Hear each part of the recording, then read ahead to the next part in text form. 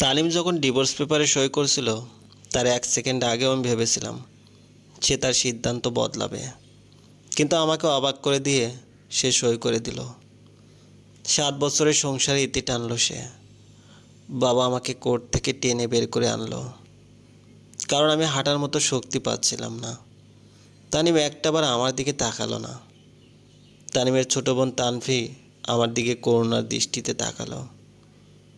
এসে আমার হাত ধরলো তানভি। দেখো ভাবি, ও সরি, এখন তো তুমি ভাবি না। যাই হোক, যা হয়েছে তা তোমাদের দুজনের জন্য ভালো হয়েছে। বাবা আমাকে টেনে সরিয়ে দিলেন। দেখো মা, আমার মেয়ের কী অবস্থা তা নিশ্চয়ই তুমি দেখতে পাচ্ছ। আর কোনো কথা না প্লিজ। কখনো ধমক পর্যন্ত দেয়নি আমার মেয়েকে। কেন? কারণ সেরকম কাজই করেনি আমার সাইমা। আজ কোর্টের ডিভোর্স পেপারে স্পষ্ট লেখা ছিল আমার মেয়ের চরিত্রহীনা। তোমার ভাইয়ের কথা তো লেখা ছিল না। আসল চরিত্রহীন তো সে। আঙ্কেল, আপনি আমার ভাইয়ের ব্যাপারে কিছু বলবেন না। লেগেছে তো গায়ে? সত্যিটা বলার পরেও গায়ে লেগেছে? আমার মেয়ের নামে যে মিথ্যা বলা হয়েছে, তখন এই বাবার কেমন লেগেছে ভাবো।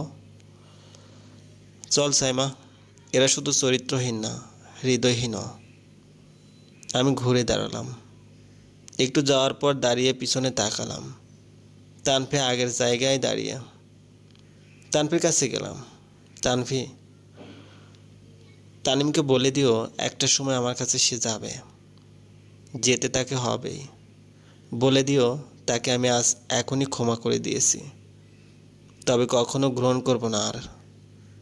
তানভি কিছু বলতে নিয়েছিল, বলতে না দিয়ে আমি হাঁটা শুরু করি। আমার কলিজা ছিঁড়ে যাচ্ছে। আমি কিভাবে মুভ অন করবো তা ভাবতেই নিঃশ্বাস বন্ধ হয়ে আসছে। তানিমকে ভুলে থাকা আমার জন্য কতটা সহ্যকর তা আমি জানি না। তানিম আর আমার বিয়েটা পারিবারিকভাবে হয়েছিল। তখন আমি কলেজে ভর্তি হয়েছি মাত্র। তানিম আমাকে কলেজে যাওয়ার সময় দেখে, আর তার পরদিনই বাসায় প্রস্তাব নিয়ে আসে। ছেলে এস্টাবলিশ, ভালো পরিবার, দেখতে সুন্দর। আমার বাবা মাও রাজি হয়ে যায়। 1 সপ্তাহের মধ্যেই বিয়ে হয়ে যায়। আমি কখনো রিলেশনে জড়াইনি। তানিমের সাথে প্রথম দিনে আমার স্বপ্নের কথা বলেছি। আমি আমার জামাইকে কেমন ভালোবাসবো, তার থেকে কী কী চাইবো, সব। আমার চাওয়াগুলো সামান্য। বৃষ্টিতে ভেজা দুজনে, মাঝে মাঝে রিকশায় ঘোরা, হাত ধরে সোডিয়াম লাইটের আলোতে হাঁটা, মাঝে মাঝে ছোটোখাটো গিফট, হোক তা একটা ফুল বা চকলেট। তানিমকে আর বলতে হয়নি। প্রতিদিন আসার সময় একটা ফুল এনে প্রপোজ করতো। মনে হতো যে প্রথমবার প্রপোজ করছে। ঘুরতে নিত, এদিকে আমার পড়ালেখাও চলছিল। শ্বশুরবাড়িতে মানুষ বলতে আমি, শ্বশুর শাশুড়ি, আমার ননদ আর তানিম মিলেমিশে বেশ চলছিল। বিয়ের 1.5 বছরের মাথায় তানিমের অফিসে এক কলিগ আমাকে কল দেয়। কল দিয়ে যা বলে তা শোনার পর হাত থেকে ফোন পড়ে যায় আমার। তানিমের অফিসের কলিগ কল দিয়ে বলল, ভাবি কিছু মনে করবেন না, অনেক কষ্ট করে আপনার নম্বর কালেক্ট করেছি, আপনার সাথে কথা ছিল। জি ভাই বলুন। আপনি মানসিকভাবে প্রস্তুতি নেন ভাবি, যা বলবো তার মধ্যে একটুও মিথ্যা নাই, আপনি বলুন।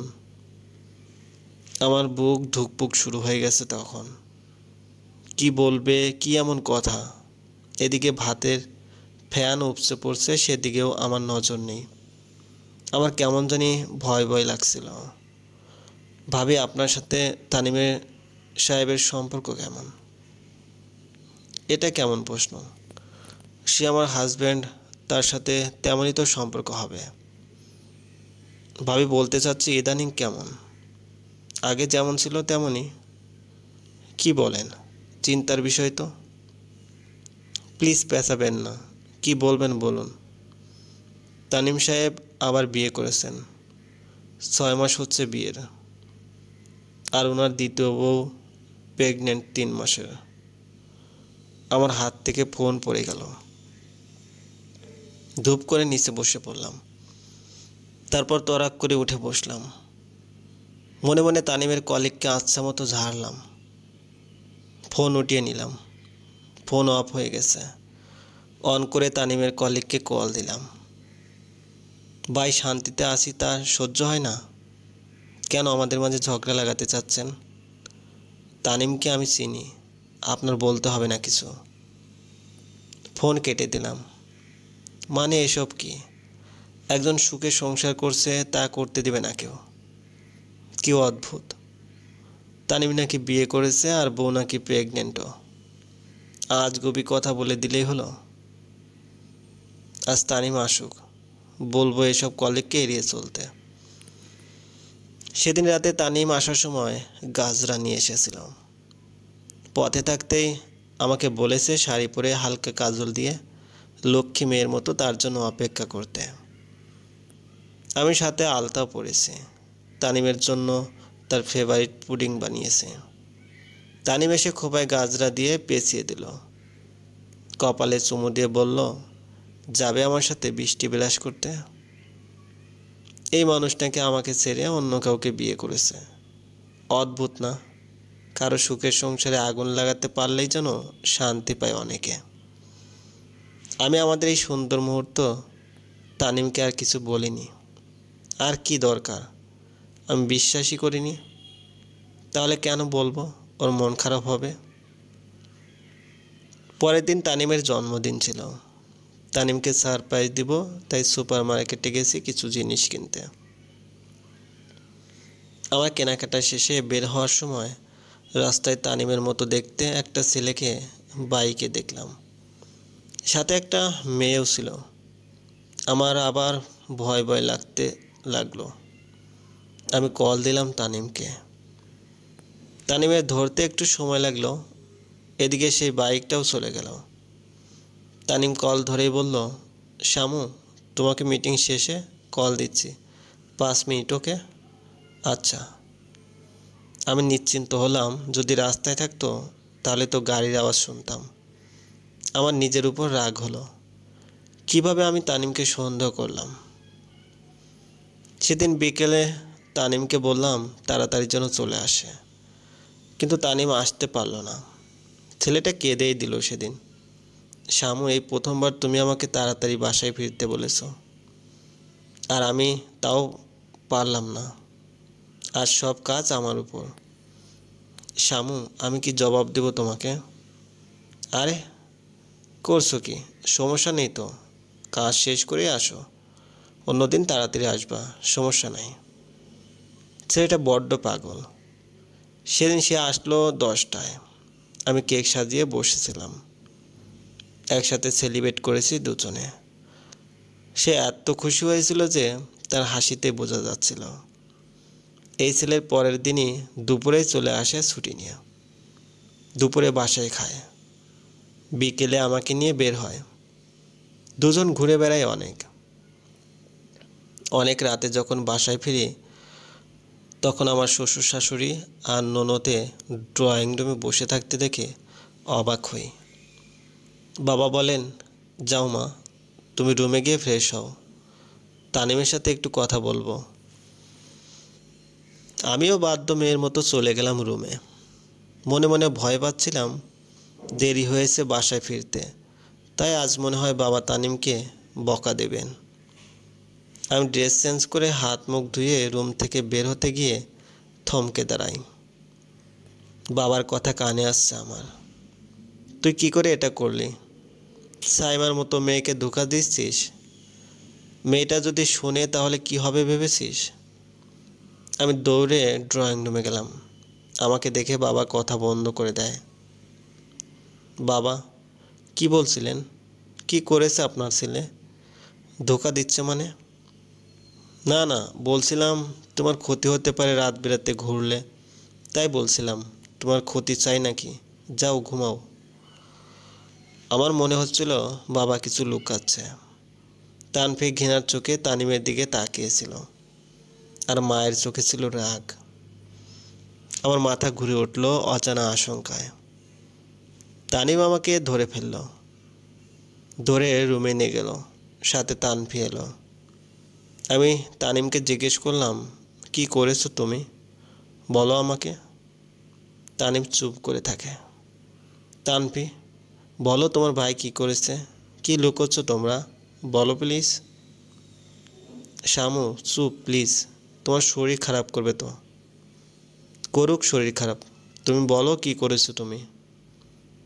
আমি তানিমের কলার ধরে ঝাঁকাতে লাগলাম। তানিম নিচের দিকে চোখ নামিয়ে বলল, শামু, ঘুমাও। ঘুম? ঘুমাতে বলছো তুমি? ঘুম আসবে আমার? ভাবি, কিচ্ছু হয়নি, শুধু শুধু রিয়েক্ট করছো তুমি। ভাইয়া কি করবে? তুমি ভাইয়াকে চিনো না? না, চিনি না। তোমার এই ভাইয়াকে আমি চিনি না। দেখছো না চোরের মতো মুখ লুকাচ্ছে। আমি কাঁদতে লাগলাম। আমি জানি না আমার সন্দেহ ঠিক কিনা, কিন্তু আমার মন খারাপ দেখে ইঙ্গিত করছিল। আবার তানিমের কলার ধরে জিজ্ঞেস করলাম, আমাকে বলো, তুমি বিয়ে করেছো? বলো। হুম। আমি চুপ হয়ে গেলাম। তানভীর দৌড়ে রুম থেকে বেরিয়ে গেল। আমি অবাক হয়ে তাকিয়ে থাকলাম তানিমের দিকে। তানিম চোখ নামিয়ে রাখলো। তার চোখ বেয়ে পানি গড়িয়ে পড়ছিল। এগুলো কি তার অনুতপ্তের পানি নাকি নাটক আমি জানি না। আমার অনুভূতি বোতা হয়ে গিয়েছিল তখন। আমার মাথা কাজ করছিল না। কি করব বুঝতে পারছিলাম না। চুপ করে শুয়ে পড়লাম। মানুষ চিন্তায় নাকি ঘুমাতে পারে না। আমার তো দিব্যি ঘুম এসে গেছে। আমি ঘুমিয়ে গেছি। আমি চাচ্ছিলাম এসব যেন স্বপ্ন হয়। ঘুম থেকে জেগেই যেন দেখি যে সব স্বপ্ন ছিল। পরের দিন সকালে উঠে দেখি তানিম রাতের মতোই আমার পাশে বসে আছে, আমার দিকে তাকিয়ে। আমি হেসে উঠলাম। কি দেখছো?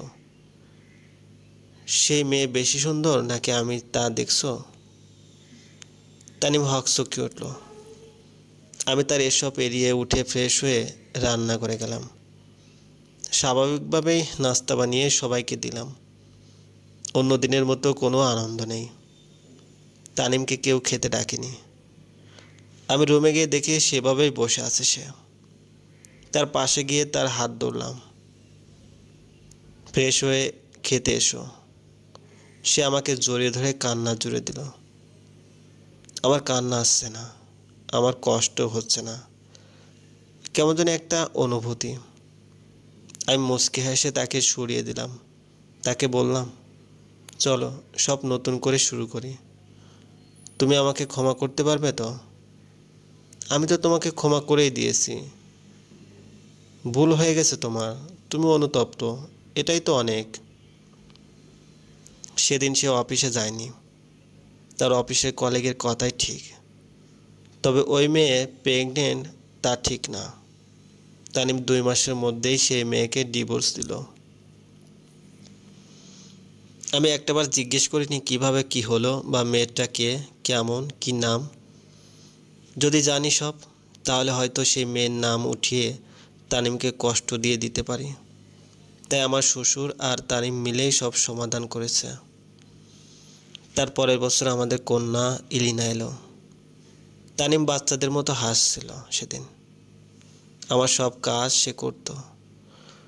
পুরো প্রেগনেন্সির টাইমে সে আমার খেয়াল রেখেছে। বাবু হওয়ার পর বাবুর যত কাজ সব সে করেছে। আমার কষ্ট হতে দেয়নি। আমাদের বাবু তখন হামাগুড়ি দিতে শিখেছে। আর তানিমও পরিবর্তন হতে লাগলো। বাবুর দিকে বেশি খেয়াল রাখায় আমি তার পরিবর্তনটা ধরতে পারলাম না। যখন ধরতে পারলাম তখন অনেক দেরি হয়ে গেছে। সেদিন ছিল শুক্রবার।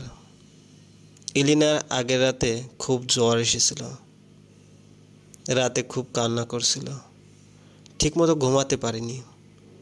তানিমও ঘুমাতে পারেনি। সে সকালের দিকে একটু ঘুমিয়েছে। তারপর উঠেই ফোনে কথা বলছে বারান্দায় গিয়ে। এদিকে ঘুমে আমার চোখ বন্ধ হয়ে আসছিল। আর তো কোনো তাড়াহুড়ো নেই নাস্তা বানানোর। তাই মাও বলল ঘুমিয়ে নিতে। ইলিনা তখন ঘুমিয়েছে মাত্র। আমি তার পাশে শুয়ে ঘুমিয়ে পড়লাম। কিন্তু একটু পর মেয়েটা কেঁদে উঠল। আমি মেয়েটাকে নিয়ে তানিমের কাছে বারান্দায় গিয়ে বললাম, ওকে একটু রাখো না, ঘুমাবো একটু। তানিম ফোনে কথা বলছিল। তখন সে যা করলো তা দেখে আমি এতটা অবাক হয়েছি যে একটু হলেই মেয়েটা কোল থেকে পড়ে যাচ্ছিল।